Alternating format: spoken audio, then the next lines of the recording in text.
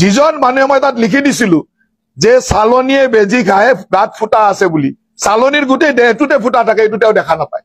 সেই সংবাদ গোষ্ঠী, প্ৰতিদিন সংবাদ গোষ্ঠীটোৰ গোটেই দেহটোতে ফুটা আছে। মালিকৰ পৰা চিফ এডিটৰৰ পৰা তেওঁলোকৰ মানে এই যিখন এংকৰ ওলাই তেওঁৰ পৰা সকলোৰে দেহত ফুটা আছে, ইমানেই ফুটা।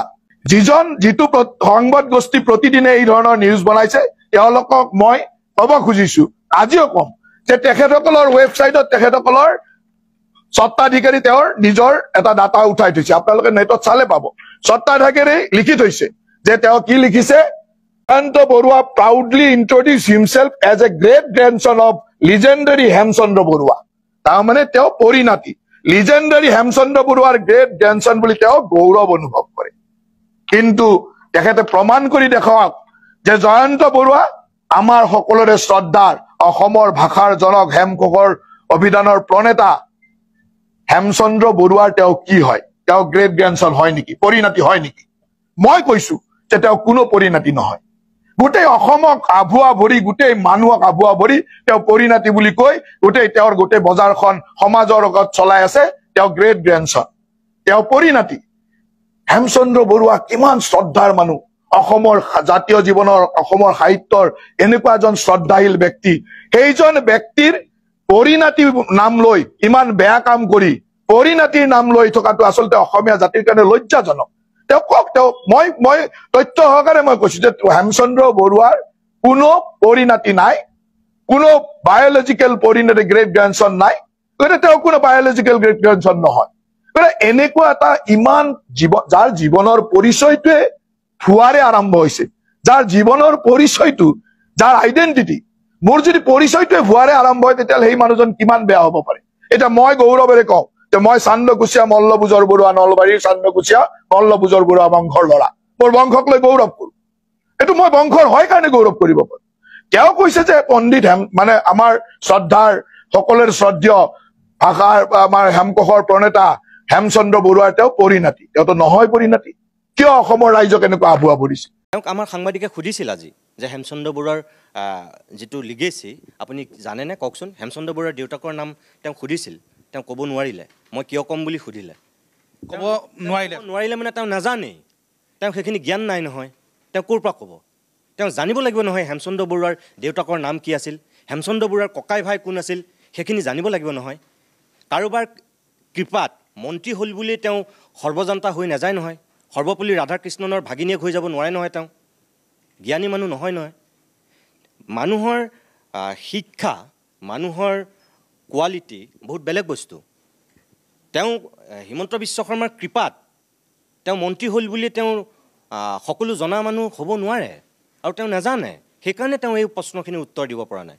মই তেখেতক কৈ দিছোঁ, আপুনি যিহেতু নাজানে মন্ত্ৰী মহোদয়, মই আপোনাক কৈ দিছোঁ হেমচন্দ্ৰ বৰুৱাৰ দেউতাকৰ নাম আছিল মুক্তাৰাম বৰুৱা। আপুনি জানি লওক, আপোনাক সাংবাদিকে সোধোতে আপুনি ক'ব নোৱাৰিলে। হেমচন্দ্ৰ বৰুৱাৰ পিতৃৰ নাম আপুনি নাজানে কাৰণে আপুনি হেমচন্দ্ৰ বৰুৱাৰ লিগেচি বিচাৰি পগলা কুকুৰৰ দৰে দৌৰি ফুৰিছে। মই আপোনাক কৈ দিছোঁ যে হেমচন্দ্ৰ বৰুৱাৰ দেউতাকৰ নাম আছিল মুক্তাৰাম বৰুৱা। মুক্তাৰাম বৰুৱাৰ 3জন সন্তান আছিল।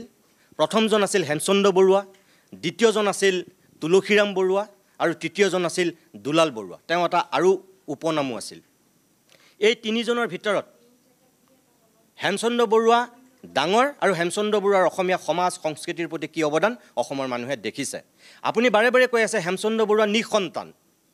আপুনি মানে মই কি বুলি ক'ম, জুবিন গাৰ্গে আপোনাৰ সন্দৰ্ভত এটা কথা কৈ আছিল, মোৰ কাণত এই মুহূৰ্তত সেইটো বাজি আছে। মই নকওঁ সেই শব্দটো, কিন্তু আপোনাক তেনেকুৱা বুলি ক'বলৈ মোৰ মন গৈছে, কিন্তু মই নকওঁ। হেমচন্দ্ৰ বৰুৱা নিঃসন্তান নাছিল। কোনোবা কম শিক্ষিত মানুহে, কোনোবা অৰ্ধ শিক্ষিত মানুহে যদি ক'লে মই মানি ল'লোহেঁতেন, কিন্তু এজন মন্ত্ৰীয়ে যে নজনাকৈ এনেকৈ লম্ফজম্ফ মাৰি সংবাদ মাধ্যমৰ আগত কথা কৈ আছে, এইটো বৰ দুখজনক কথা। হেমচন্দ্ৰ বৰুৱাৰ জীয়ৰী আছিল পদ্মাৱতী, তেখেতে নাজানে। হেমচন্দ্ৰ বৰুৱাৰ ভায়েক আছিল তুলসীৰাম বৰুৱা। তুলসীৰাম বৰুৱাৰ পুতেক তেওঁ হৈছে আনন্দৰাম বৰুৱা। আনন্দৰাম বৰুৱাৰ পুতেক তেখেত হৈছে দেৱানন্দ বৰুৱা। দেৱানন্দ বৰুৱাৰ পুতেক সেইজন হৈছে জয়ন্ত বৰুৱা। অৰ্থাৎ হেমচন্দ্ৰ বৰুৱাৰ ভায়েকৰ, অৰ্থাৎ তুলসীৰাম বৰুৱা, তুলসীৰাম বৰুৱাৰ পুতেক হৈছিল আনন্দৰাম বৰুৱা, আনন্দৰাম বৰুৱাৰ পুতেক হৈছে দেৱানন্দ বৰুৱা আৰু দেৱানন্দ বৰুৱাৰ পুতেক হৈছে জয়ন্ত বৰুৱা। মই এতিয়া অমৰ এইটো কথা কৈ দিওঁ যে এই মানুহবিলাকে এই অলপ বেছি জনা মানুহবিলাকে নিজকে পণ্ডিত জহা বুলি কৈ যিবিলাক কথা কয়, তেওঁ মূৰ্খামি পৰিচয় দিছে এইটোৱেই যে তেওঁ নাজানেতো নাজানেই, হেমচন্দ্ৰ বৰুৱাৰ দেউতাকৰ কথাটো নাজানেই, হেমচন্দ্ৰ বৰুৱাৰ ককাই ভাই কথাটো নাজানে, তেওঁ চাগে এইটো কথাও নাজানে যে 1900 চনত হেমকোষখন প্ৰকাশ হোৱাৰ পিছত